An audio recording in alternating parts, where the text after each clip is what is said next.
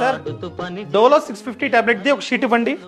Sir ఇదిగోండి Dolo paracetamol.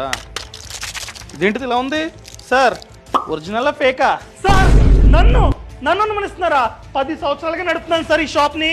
నన్ను అనుమానిస్తారేంటి sir మీరు? సార్ సారీ అండి, మార్కెట్లో ఎక్కడ చూసినా ప్రతిదీ కల్తీయే కదా, ఇది కూడా కల్తీ అనుకున్నా. సార్ దీని మీద క్యూఆర్ కోడ్ ఉంది, ఆగండి స్కాన్ చేసి చూస్తా. నో రికార్డ్ ఫౌండా? అది ఫేక్ సార్. ఇది ఫేక్, నాకే ఫేక్ అమ్ముతారా?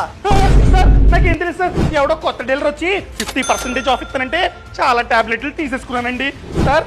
అయినా ఆ క్యూఆర్ కోడ్ ఏంటి సార్? దానివల్ల లాభం ఏంటి?